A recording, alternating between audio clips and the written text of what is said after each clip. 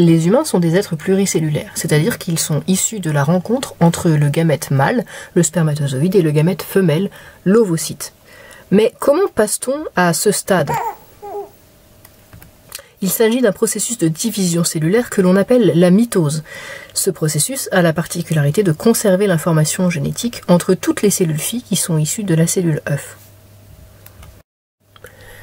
Dans la vidéo précédente, nous avons parlé de la compaction de l'ADN sous la forme de chromosomes.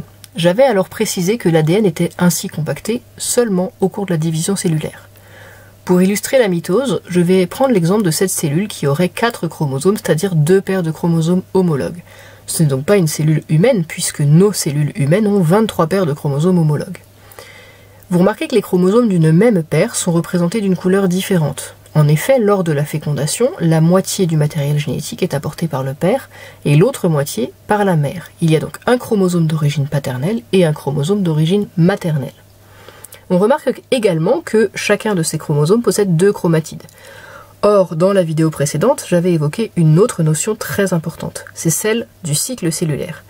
Le cycle cellulaire, c'est l'ensemble des étapes qui permet à une cellule de se diviser en 2 cellules filles en s'assurant que chaque cellule fille possède tout ce dont elle a besoin pour fonctionner, c'est-à-dire à la fois l'ADN mais également les organites. Comme vous le voyez ici, le cycle cellulaire est composé de 4 phases. La première phase, c'est la phase G1. C'est une phase de croissance. La cellule augmente en taille. Elle se prépare ainsi à la phase numéro 2, c'est la phase appelée S. Lors de la phase S, il y a réplication de l'ADN. Pour le dire plus simplement, c'est comme si on photocopiait l'ADN pour avoir une deuxième chromatide identique en tout point à la première. La phase G2 est également une phase de croissance. Et enfin, on arrive à la phase M, c'est-à-dire la phase de division cellulaire. Une cellule se divise en 2 cellules filles. On appelle l'ensemble de la phase G1, S et G2 l'interphase. Quant à la durée d'un cycle cellulaire, c'est un petit peu difficile à définir car ça dépend vraiment du type cellulaire considéré, mais on pourrait dire globalement 24 heures. Et cela est beaucoup plus long que chez certaines bactéries qui se divisent, donc qui font tout un cycle cellulaire en seulement 20 minutes. Le cycle cellulaire peut également être examiné en étudiant l'évolution de la quantité d'ADN en fonction du temps. Ici, ces 2 grandeurs sont représentées en unités arbitraires. Au cours de la phase G1, la quantité d'ADN est stable à 1 unité arbitraire. Lors de la phase S, la quantité d'ADN passe de 1 à 2 unités arbitraires. Il y a donc un doublement de la quantité d'ADN. Ça correspond donc bien à la réplication du matériel génétique. Au cours de la phase G2, la quantité d'ADN reste à 2 unités arbitraires. Et enfin, pendant la mitose, il y a une division brutale par 2 de la quantité d'ADN. On peut alors recommencer un nouveau cycle cellulaire. On peut également représenter sur ce graphique les chromosomes. Au cours de la phase G1, les chromosomes possèdent une seule chromatide chacun.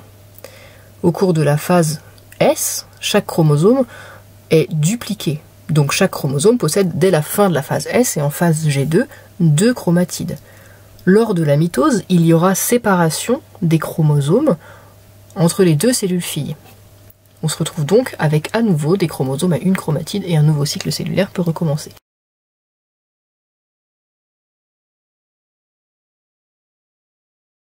La première étape de la mitose, c'est la prophase. Au cours de la prophase, il y a 2 événements majeurs qui interviennent. D'abord, la condensation des chromosomes.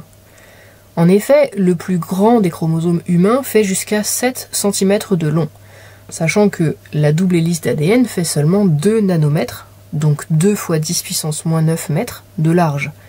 S'il n'y avait pas compaction de ce matériel génétique, l'ADN s'en mêlerait. Il serait extrêmement difficile de séparer de manière équitable le matériel génétique entre les 2 cellules filles. La disparition du noyau est le deuxième événement qui se déroule pendant cette phase, et c'est un autre élément qui facilite la répartition équitable du matériel génétique. Il faudra alors séparer chaque chromosome en 2, de manière à répartir les chromatides entre les 2 cellules filles. Très rapidement après la prophase, c'est la métaphase qui se met en place. Au cours de la métaphase, chaque chromosome est lié au niveau de son centromère par des filaments de protéines que l'on appelle les microtubules. Les microtubules exercent une force qui permet de déplacer les chromosomes à l'endroit approprié dans la cellule. Cet ensemble de microtubules est aussi appelé fuseau mitotique. Comme le but de la mitose c'est de répartir le matériel génétique entre les 2 cellules filles, Pour que la répartition soit équitable, il convient que les chromosomes soient placés au milieu de la cellule. J'ai représenté ici le milieu de la cellule par une ligne en pointillé orange. Et c'est d'ailleurs ce positionnement des chromosomes qui a donné son nom à la métaphase. Méta, ça veut dire au milieu. La métaphase, c'est donc le moment où les chromosomes seront alignés au milieu de la cellule, que l'on appelle aussi la plaque équatoriale. Les centromères de tous les chromosomes sont bien alignés sur le plan équatorial avant de pouvoir passer à l'étape suivante. Cette étape suivante est appelée anaphase. Au cours de cette étape, le fuseau mitotique joue un rôle essentiel. En effet, les microtubules se raccourcissent. Comme ils exercent toujours une traction sur les chromosomes, cela va permettre de tracter les chromatides vers les pôles opposés de la cellule.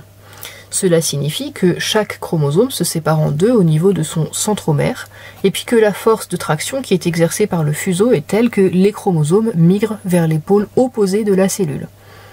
Pendant cette étape, il y a également répartition des organites de manière équitable entre ce qui va bientôt devenir les deux cellules filles à partir de la cellule mère. La quatrième étape, c'est la télophase et elle correspond à la fin de la mitose. C'est le moment de la séparation des deux cellules filles, elles s'individualisent alors. Les lots de chromosomes se trouvent aux deux pôles opposés de la cellule mère et autour de chaque lot de chromosomes va se reformer un noyau. Au même moment, un anneau de protéines se met en place au milieu de la cellule et va se contracter. Cela permet de séparer en deux la cellule mère. On obtient donc, à ce moment-là, deux cellules filles qui possèdent le même matériel génétique que la cellule mère, mais avec simplement des chromosomes à une chromatide au lieu de deux. L'ADN se décondense et les chromosomes disparaissent. Récapitulons brièvement. La mitose commence avec la prophase, qui voit les chromosomes se condenser et le noyau disparaître. Il y a ensuite la métaphase qui correspond à l'alignement des chromosomes au milieu de la cellule. Ces chromosomes sont attachés avec des microtubules. Lors de l'anaphase, les microtubules tirent sur les chromosomes, il y a donc séparation au niveau du centromère et les chromatides migrent vers les pôles opposés de la cellule. On termine alors avec la télophase, au cours de laquelle le noyau se reforme autour des lots de chromosomes nouvellement séparés et les cellules filles s'individualisent. On peut alors recommencer une nouvelle étape. Merci de votre attention.